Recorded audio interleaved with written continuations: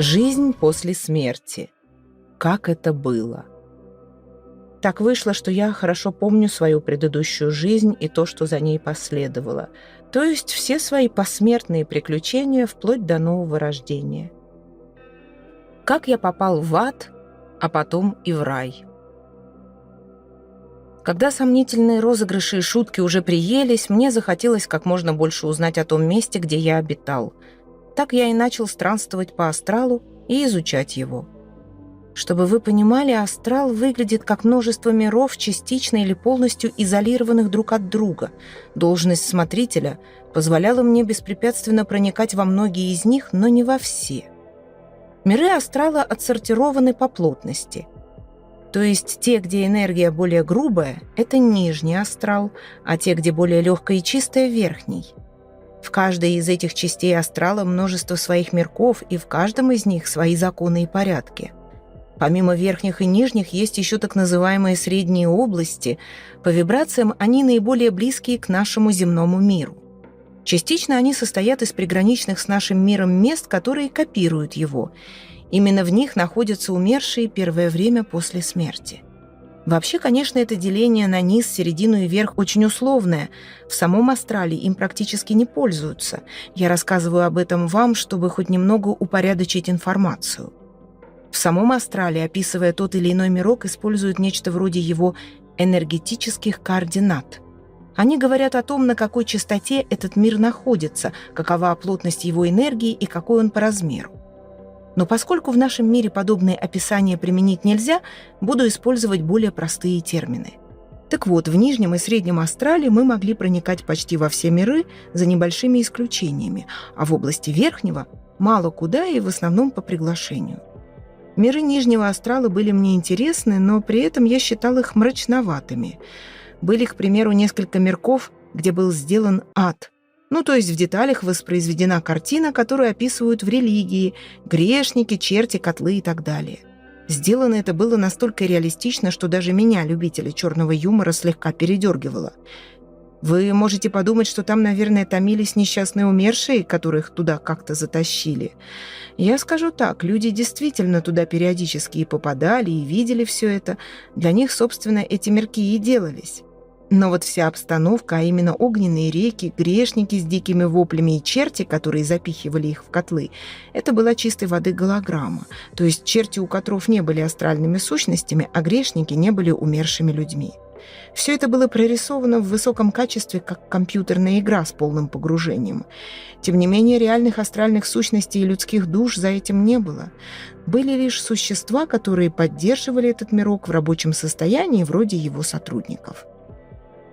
И, разумеется, те, для кого он был предназначен, так называемые экскурсанты, то есть люди в астральных телах, как правило, живые, которых по определенным причинам туда привели. Еще одно примечание. Во сне и других пограничных состояниях сознание живых людей может перемещаться в астральное тело и попутешествовать в нем по астральным мирам. Это может происходить как по желанию самого человека, так и по воле, к примеру, определенных астральных сущностей. Кто приводил туристов в ад и зачем они это делали, не знаю, это была не моя история, и я в это не вникал. Во всяком случае, смотрители таким устрашением не занимались. А хозяева этого мирка были довольно специфические и не любили, когда лезли в их дела. Эти сущности брали определенную энергетическую плату за вход в свой мирок. Говоря простым языком, этот ад содержали как страшный аттракцион, куда продавали билеты. А кому нужно было, тот платил и приводил с собой экскурсантов. Повторюсь, даже мне, человеку циничному и любителю сомнительного юмора, это казалось чересчур. Я понимал, какое действие этот мирок окажет на посетителей. Это были не мои детские приколы со святым отцом и отпущением грехов. Мне становилось печально и противно при взгляде на это место, и хотелось поскорее уйти оттуда. Кстати, такой адский мирок был не один, их было несколько. В них были немного разные варианты обстановки и событий. У этих мирков, как у многих других, было такое свойство. Когда человек туда попадал, Он видел базовый сценарий, который потом мог изменяться. То есть видит, к примеру, котлы с грешниками и думает: блин, в аду же еще огненная река есть. А энергетическая система мирка считывала этот пугающий образ из сознания человека и показывала ему огненную реку. То есть было несколько сценариев развития событий, которые случались в зависимости от клиента. Посещая этот ад, я еще раз убедился в том, что спрос рождает предложение. Люди веками одновременно боялись ада и хотели, чтобы он был, вот его и сделали по запросам трудящихся. Поскольку тонкие миры — очень пластичная среда, то там можно создать какую угодно обстановку и довольно быстро, а до такого популярного запроса, как ад, просто не могли не добраться. Другие миры Нижнего Астрала были очень разнообразными. У них всех было одно общее свойство — низкие энергетические частоты, а вот в остальном они сильно отличались. В основном они делились по тому признаку, кто их населял. Более высокоразвитые астральные сущности создавали себе отдельные миры и находились там. Более простые сбивались в кучу в своих примитивных мирках. Поскольку астрал очень густонаселенное место, то там живут сущности всех уровней. У некоторых интеллект схож с низшими животными. Они неосознанно собираются вместе на одной частоте и образуют подобие астральной навозной кучи. Другие сущности плюс-минус подобны человеку, многие из них даже были людьми в прошлом, поэтому их мирки чем-то похожи на наш. Многие из этих мест можно сравнить с воровскими притонами. Там похожие обычаи и понятия. А есть в Нижнем Астрале и высокоразвитые сущности. У них отдельные навороченные миры, где они сами себе хозяева и куда посторонним вход воспрещен. Смотрителей туда пускают только в случае крайней необходимости или совсем не пускают.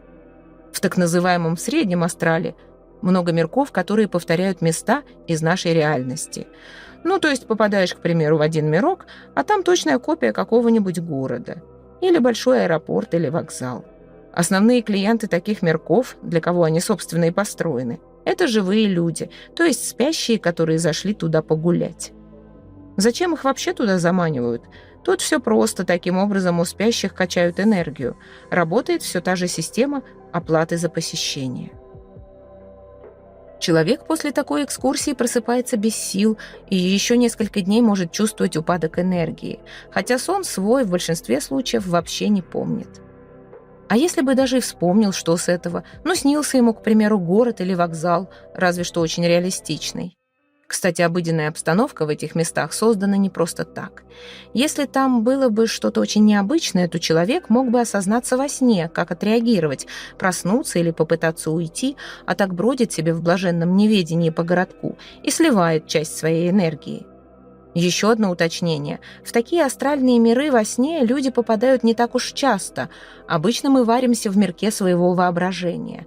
Именно поэтому видим знакомых нам людей и места в причудливом виде. В таких обычных снах энергию людей никто, разумеется, не крадет. Хотя и после них можно проснуться разбитым и без сил, но уже по житейским причинам. Недосып, душное помещение и так далее.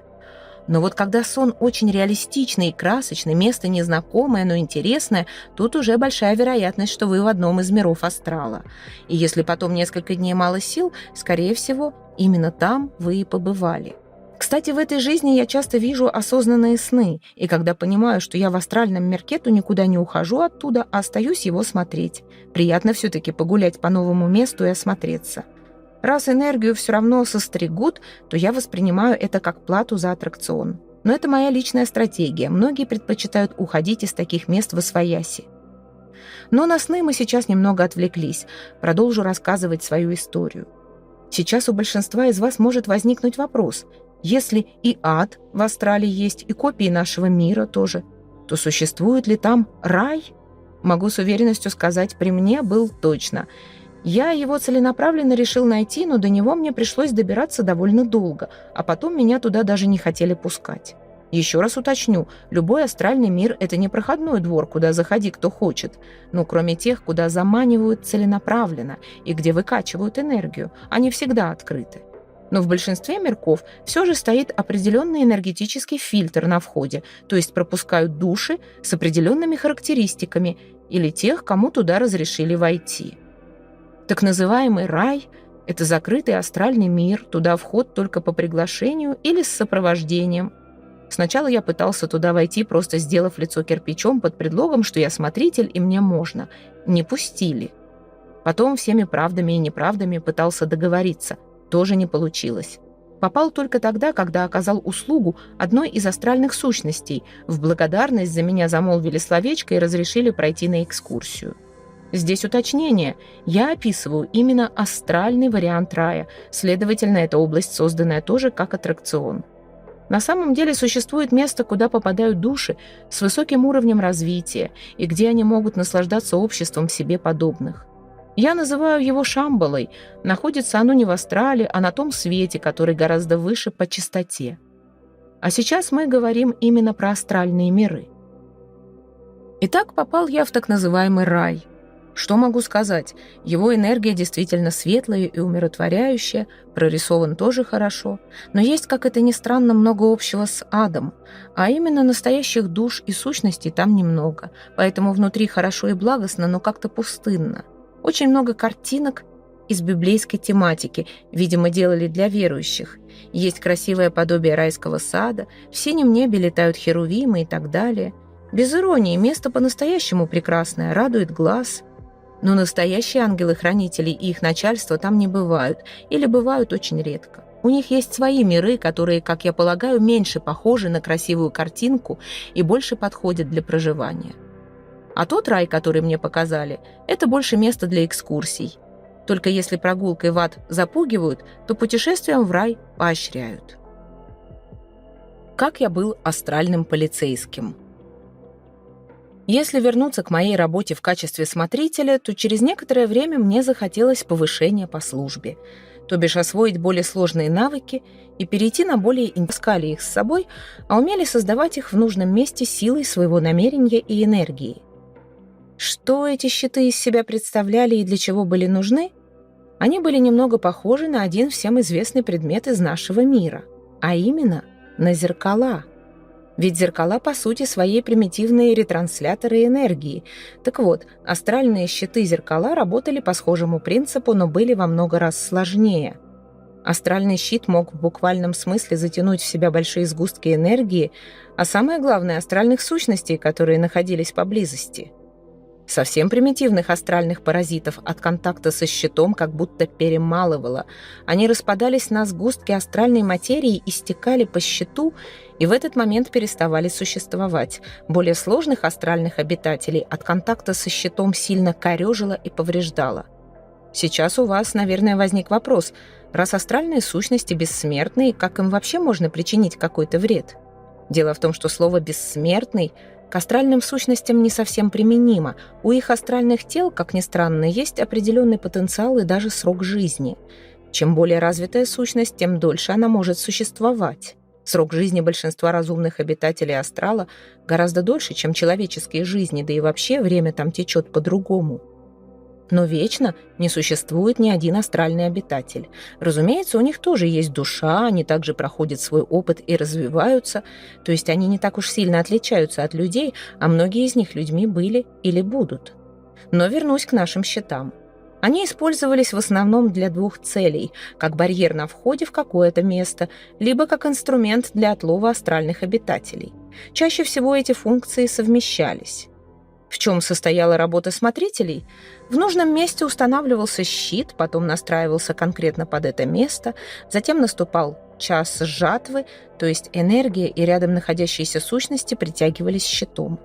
Обычно щит был даже не один, а несколько. Вся эта конструкция нужным образом перерабатывала полученную энергию. Как вы уже поняли из прошлых глав, в астрале полным-полно плохих, на взгляд человека, сущностей, которые не прочь подпитаться чужой энергией, обычно человеческой. Со всеми ними бороться или отлавливать их смотрители, разумеется, не стали бы. Они, в конце концов, работали не на благо человечества, а на благо астрала. Вмешивались смотрители именно тогда, когда в самом астрале возникали перекосы, чересчур много энергии. Во всех этих случаях смотрители выезжали для того, чтобы разобраться с нарушителями, с примитивными сущностями, у которых сознание было примерно на уровне низших животных. Никто разговоры не вел, их просто затягивали и расщепляли щитом, примерно как у нас травят тараканов или мышей. А вот с более сознательными товарищами приходилось потрудиться. Их интеллект был как у людей или даже выше. Они прекрасно понимали, что за ними могут прийти и начать разбираться, поэтому всеми силами пытались скрыться от группы смотрителей. Сейчас, вероятно, читатели озадачились, за какие такие грехи могли преследовать астральную сущность, если многие из них в принципе существуют за счет энергии людей, и для них это нормально. Дело в том, что и для астральных сущностей есть определенные правила поведения в пределах их вида или группы. Те, кто существует за счет энергии людей, не должны выкачивать ее больше определенного количества за раз. В принципе, все их строение этому способствует. Лишнюю энергию они просто не могут усвоить. Но бывало, что некоторые сущности проявляли смекалку и хитрость и начинали слегка эволюционировать, то есть пытались получить больше энергии за один присест. Помимо этого, у многих астральных хищников есть своя иерархия. Часть честно присвоенной энергии они отдают своему начальству. Но некоторые из них, опять же, пытались обойти это правило и все оставить себе. В этом случае на них поступали жалобы от их же коллег. Смотрителей, как более мощных ребят, просили отловить нарушителей и наказать их, либо передать своим же для дальнейших разбирательств. Наш полицейский отдел смотрителей постоянно был в работе, потому что жалоб поступало множество. Да и без них мы нашли бы с кем разбираться, не раз сталкивались с грубыми нарушениями астрального порядка. Я был, разумеется, не главный в своей группе, а первое время вообще выступал в качестве ученика и только помогал выставлять и настраивать щиты. Ну и потом, если требовалось отвести куда-то порядком потрепанного нарушителя, я наряду с другими участниками группы удерживал его возле нас с помощью своей личной энергии. Примерно так развивалась моя карьера в полицейском отделе команды смотрителей. Здесь мне нравилось и хотелось остаться подольше, чтобы освоить все тонкости их работы. Однако через некоторое время злая судьба вмешалась в мои планы. Продолжение следует. Подписывайтесь на канал.